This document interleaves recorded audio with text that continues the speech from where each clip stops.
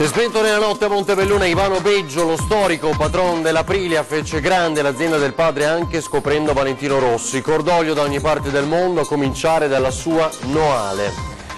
Smantellata dalle fiamme gialle veneziane la banda che importava cocaina dal Sud America, tra gli arrestati anche l'uomo legato al delitto Kuciak, connessioni con l''ndrangheta. Ora è ufficiale, il 30 settembre sarà la giornata della consultazione referendaria sulla separazione tra Venezia e Mestre. L'annuncio è arrivato oggi. Ora come ora il presidio 24 ore su 24 non è attuabile. La risposta dell'assessore al gruppo Cittadini di Venezia, che denunciano sempre più mancanza di sicurezza. Il PM ha chiesto un anno per Pierluigi Pasqualetto, papà del professore che si è tolto la vita anni fa. Lui risponde: sono sereno, quello che voglio sono giustizia per mio figlio. Lettere per segnalare i casi di malasanità da imbucare in ogni ospedale. Ogni missiva verrà portata in regione e consegnata al Presidente, che le vaglierà una ad una di persona, assicura Zaia. Basket, l'Umana Reyer vola in Ungheria per la sfida di Coppa Europa, domani alle 19:10 il vice allenatore Tucci. Non sarà una sfida semplice. Buonasera, ben ritrovati in diretta con l'informazione di Antena 3, il telegiornale di Venezia Mestre. Cominciamo dunque con la notizia che ha commosso Venezia e non soltanto, a partire dalla sua Noale, sede dell'Aprilia, l'azienda che fece grande in tutto il mondo. È morto, lo avete sentito, il patron Ivano Beggio. Decise di portare non solo dalle biciclette agli scooter e quindi poi alla moto l'azienda del padre, facendola grande, lo abbiamo detto, e famosa in tutto il mondo. Si è spento nelle scorse ore all'ospedale di Montebelluna. Nella sua carriera ha avuto il genio di scoprire tra gli altri Valentino Rossi, ha corso per lui anche Max Biaggi e molti altri. Ivano Beggio, lo storico patron delle Aprilia, non c'è più, si è spento nella notte all'età di 73 anni. Pensava di aver sconfitto il male da tempo, quindi appena 15 giorni fa quegli improvvisi e dolorosi mal di testa e la terribile diagnosi. Noale lo piange, l'istata al lutto, è il paese da cui è partita la sua avventura, prima con l'attività delle biciclette del padre negli anni 70, poi con il rombo dei motori delle sue potenti moto, arrivando a venderne quasi 300.000 alla fine degli anni 90, e da qui che lascia la sua eredità culturale e organizzativa, dove negli anni d'oro lavoravano fino a 1200 persone, cordoglio da ogni parte del mondo, a cominciare dal suo Veneto, con il presidente di regione fino a tutti i sindaci del territorio e in particolare dalla sua Noale. Quando ci ha raggiunto la notizia ci ha lasciato davvero sconcertati. Il ricordo che abbiamo noi recente di Ivano Beggio è questa primavera, proprio seduti insieme su questa fontana, la scultura proprio in ricordo, in onore dei suoi genitori, e in una giornata bella e con tutta la vivacità che Ivano Beggio sapeva trasferire alle persone vicino a lui. Il nome di Ivano Beggio è legato ai grandi successi dell'azienda veneziana e al lancio di giovani talenti nel moto mondiale come Rossi, Biaggi, Melandri o Locatelli. Già presidente degli industriali di Venezia nel 91, in moto mondiale ottenne 56 titoli conquistati nei vari campionati da diversi piloti e con 294 gran premi. Qui a Noale, nella sede della storica azienda, è tutto un via vai di amici e conoscenti e suoi grandi stimatori. Per ciò che ha rappresentato per me negli anni 70, tutta la sua capacità di innovare, di fare, è stata una cosa molto molto grande. Lascio un voto senz'altro nel paese di Noale, lascio un bel voto e poi auguri per andare avanti nel lavoro, se hanno ancora la volontà di lavorare. L'uomo che ha fatto piangere con la sua Aprilia anche i giapponesi. Certamente ha dato qualche lezione in giro per il mondo con le sue moto. Speriamo che l'azienda continui come l'aveva avviata lui e portata ai livelli che l'aveva portato lui. Di comunque continuare, cioè non lasciare il mondo qua delle due ruote e insomma continuare, che hanno sempre fatto bene. Senta, adesso starà correndo su uno dei suoi bolidi. Io lo auguro di cuore, ci ha sempre tenuto molto, era fiero di quello che aveva fatto. Buon viaggio.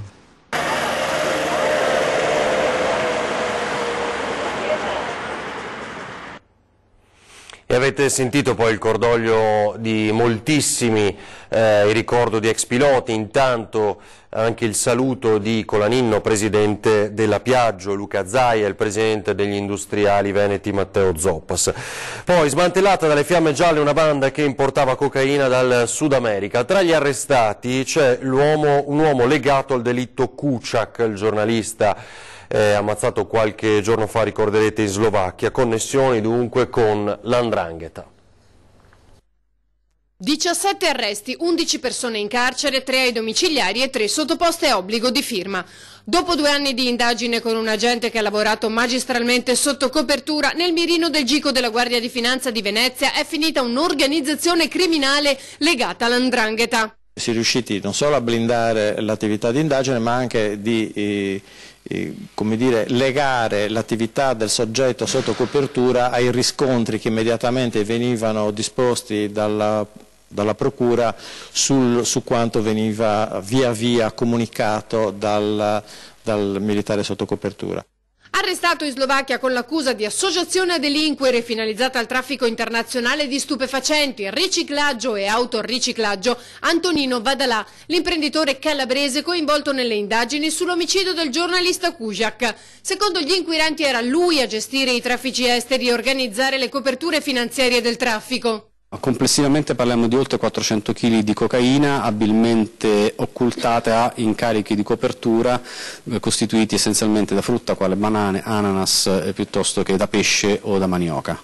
Tutto è iniziato nel dicembre 2015 quando l'organizzazione criminale fu disarticolata al termine dell'operazione Bigiotteria. Dopo gli arresti l'organizzazione si era allontanata dal Veneto per tornare in Calabria. Siamo riusciti a ricostruire l'organizzazione criminale che dopo gli arresti del dicembre 2015 si stava riorganizzando per ricontinuare e riprendere il commercio di sostanze stupefacenti in Veneto e in Lombardia.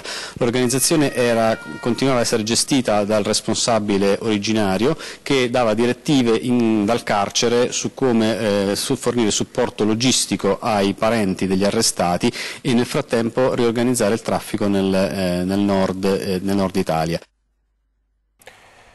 C'è una data per il referendum sulla separazione tra Venezia e Mestre, si voterà il 30 settembre, l'annuncio nelle scorse ore da parte della Regione.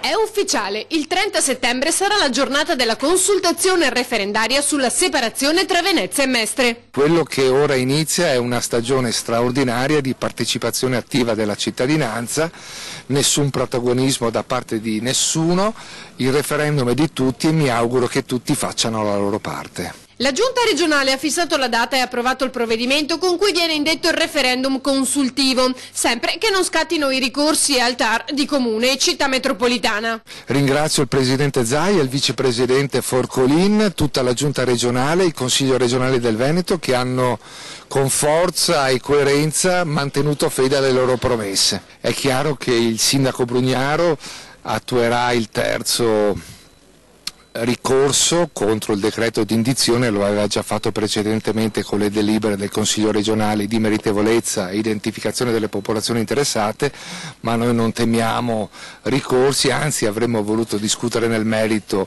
l'udienza scorsa. Il voto potrà essere espresso dalle 7 alle 23 su un quesito referendario che chiede se si è favorevoli o no alla separazione. In caso di vittoria dei sì e a conclusione dell'intero iter, il Consiglio regionale procederà ad approvare le leggi di istituzione dei nuovi comuni. Gli oneri del referendum sono a carico della Regione.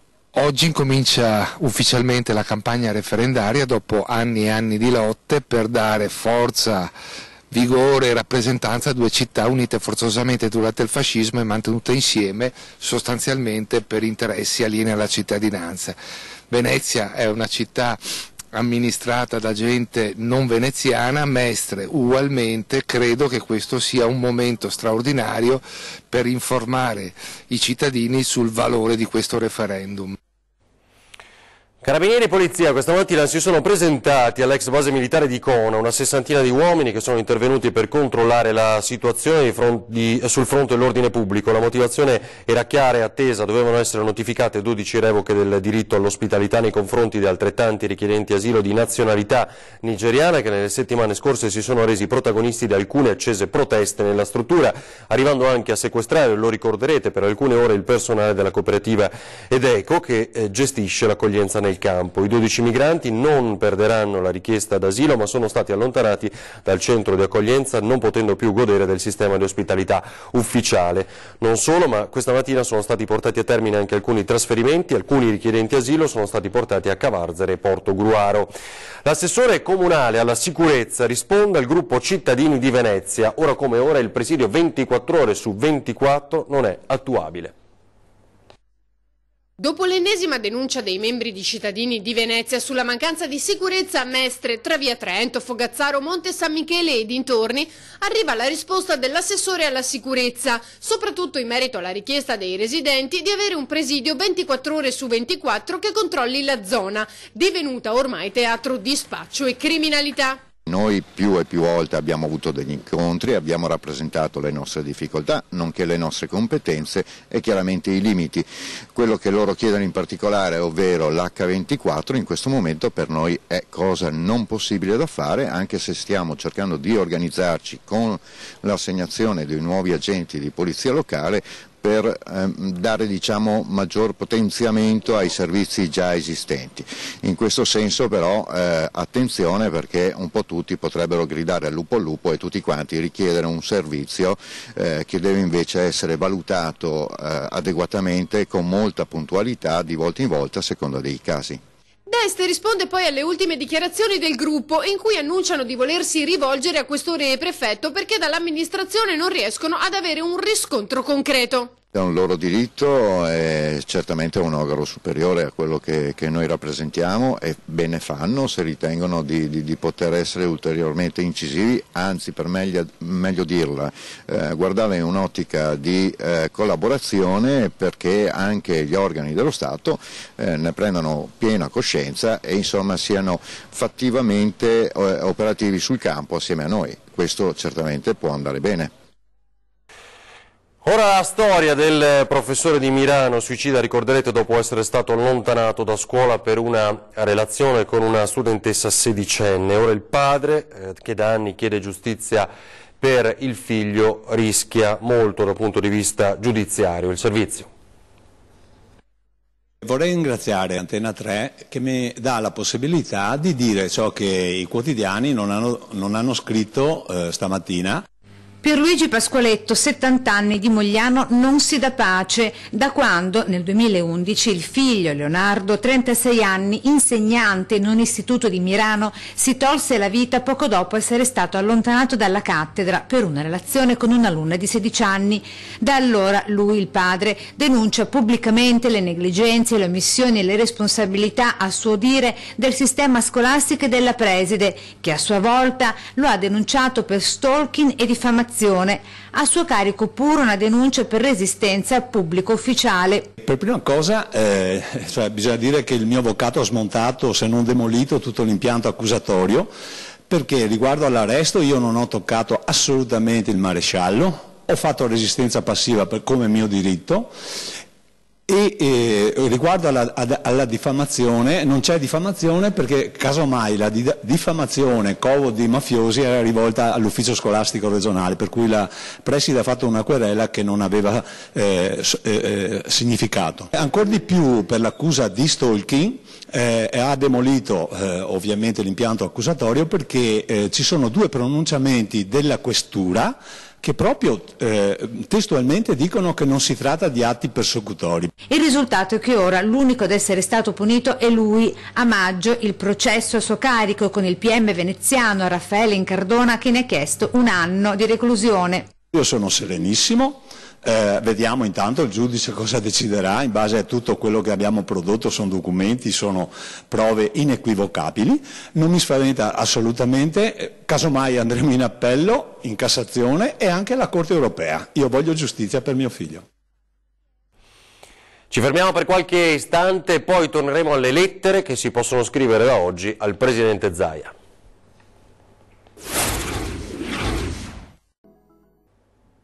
Torniamo in diretta al telegiornale di Venezia Mestre. C'è tanto di cassetta rossa dove depositare le missive. Ora si può scrivere direttamente al governatore Luca Zaia anche dagli ospedali se c'è qualche caso di mala sanità che a lui si vuole segnalare. La buca delle lettere è rossa con tanto di penna e foglietto per compilato per segnalare i casi di mala sanità da imbucare direttamente in ogni ospedale. Ogni missiva verrà portata in regione e poi consegnata direttamente al Presidente che la vaglierà una ad una di persona, assicura lo stesso. C'è il modulo e c'è anche la penna, quindi non c'è necessità di procurarsi niente. Si entra negli ospedali, ci saranno questi corner, questi punti che si vedono, sono molto visibili e c'è modo di lasciare lì un messaggio, una dichiarazione oppure un suggerimento o un reclamo come si dice e poi verranno ovviamente analizzati e si darà corso. In una settimana di media migliaia le mail che giungono in regione con cui molti utenti lamentano e segnalano disagi e cosa non va in merito alle diverse prestazioni sanitarie anche nelle varie strutture ospedaliere, a cominciare nel dettaglio da cosa non funziona il reparto. Ecco le segnalazioni da fare con accanto i volti con nomi e cognomi di tutti i dirigenti e responsabili della sanità e delle varie strutture ospedaliere comprese. Un investimento da 80.000 euro per i 200 espositori che entro la prossima settimana verranno posizionati in tutti gli ospedali del Veneto. Dall'altro c'è anche un totem che riporta ovviamente le foto dei direttori responsabili con i telefoni e le mail in maniera tale che i cittadini possano anche contattare se hanno qualcosa da dire. Dati già presenti in rete che con questa campagna informativa si vuole raggiungere anche chi non ha destrezza con la tecnologia e con i computer. Di essere a disposizione del cittadino che è il contribuente, che è colui che paga le tasse per avere dei servizi e per migliorare il servizio. Bonifiche e rilancio della città metropolitana, ecco i punti cardine secondo il sindacato da cui ripartire. Un piano del lavoro costruito con le associazioni di categoria occupazione, manifattura e industria, welfare, sanità e periferie tra i punti presentati dal sindacato. Abbiamo costruito un documento che offriamo alla discussione anche oggi, che parla delle direttive per quanto ci riguarda dello sviluppo di questo territorio, a partire dal reinsediamento industriale, a partire dal manifatturiero, a partire dal rispetto del lavoro esistente e dalla creazione di nuovo lavoro. Temi cui non si può prescindere in attesa del piano strategico del primo cittadino della città lagunare, dice il segretario della CGIL e aggiunge: in materia di bonifiche chi ha inquinato paga. Andrebbe rivitalizzato un tessuto manifatturiero industriale che in questi anni è stato assolutamente abbandonato. Vanno ultimati i marginamenti, vanno finite le bonifiche, va restituito al territorio quella parte di territorio che è stata vilipesa e offesa da secondo noi una cattiva politica relativamente al recupero di questi territori. Va eliminata ogni tipo di ambiguità sui tipi di produzione che ci sono. I lavoratori, le lavoratrici, i cittadini e le cittadine devono sapere qual è il futuro del territorio, le imprese devono sapere come devono investire. La normativa è chiara, chi ha inquinato paga. Eviteremmo di ragionare di discorsi di collettivizzazione del danno, ma parleremo di responsabilità individuali e aziendali su quello che è capitato. Quei territori vanno recuperati. Siamo allo sport basket con la Reyer che vola in Ungheria per la sfida di Coppa Europea. Il vice allenatore alla vigilia: non sarà una sfida semplice. Dopo la vittoria schiacciante di domenica contro Torino, l'Umana Reyer ha la carica giusta per affrontare la partita di Coppa Europa mercoledì contro gli ungheresi, anche se non sarà una sfida semplice in virtù del precedente risultato tra le due squadre. Sicuramente la trasferta di Cornell è delicata, nel senso che siamo stati molto bravi nel primo turno a infliggere un parziale importante, però è chiaro che in questo modo è come se avessimo anche avvelenato un po' il dente dell'avversario, quindi l'inizio di ogni quarto, a cominciare dal primo, sarà decisivo secondo me sul piano proprio dell'intensità fisica che riusciremo a esprimere, perciò andiamo con l'idea di rifare le cose migliori di gara 1, cioè tenere un ritmo alto. Indicativi secondo Tucci saranno i primi minuti di ogni quarto. La partita andrà sviluppata nell'ottica del doppio confronto, ma i primi 5-6 minuti di ogni quarto, soprattutto i primi 2, saranno credo quelli che daranno insomma la lettura migliore. Ci aspettiamo anche che Corman cambi qualcosa sul piano chiaramente tattico quando cominci una serie tra virgolette come quella dei playoff di 2 gare. Chi si sa adattare insomma ai cambiamenti dell'avversario ha un vantaggio in più. Bene, è tutto per questa edizione, vi ricordiamo soltanto che c'è 20:10 tra poco sui temi di attualità, alleanze dunque o ritorno al voto, questi sarebbero gli scenari. In studio i neoparlamentari, l'onorevole Raffaele Baratto di Forza Italia e il senatore Andrea Ferrazzi del Partito Democratico. È tutto, grazie per averci seguito, adesso le previsioni meteo per le prossime ore, buona serata.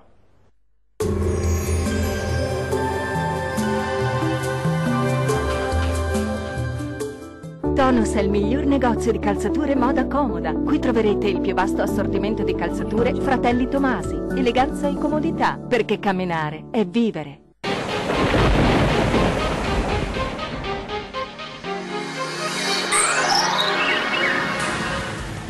Temporanea pausa asciutta e anche piuttosto soleggiata sulle nostre regioni con clima molto mite. Vediamo insieme il dettaglio di mercoledì 14 marzo. Sul Veneto locali foschie o nebbie, sui settori centro-meridionali solo in parziale sollevamento col passare delle ore. Soleggiato altrove con cielo poco o parzialmente nuvoloso. Temperature in lieve aumento, le minime saranno comprese tra 3 e 6 gradi, valori massimi invece che oscilleranno tra gli 11 e i 14 gradi circa. Qualche nebbia anche sul Friuli Venezia Giulia, specie sui settori meridionali della nostra regione, ma migliorerà col passare delle ore, più sole invece altrove. Temperature minime tra 4 e 6 gradi, valori massimi invece compresi tra i 10 e i 14 gradi. Spostiamoci infine a vedere la situazione del Trentino Alto Adige. Sarà una bella giornata di sole su tutti i settori, il cielo si presenterà sereno o al massimo poco nuvoloso. Temperature minime intorno ai 7 gradi, massime comprese tra 15 e 16 gradi. Dal meteo per ora è tutto, arrivederci al prossimo aggiornamento.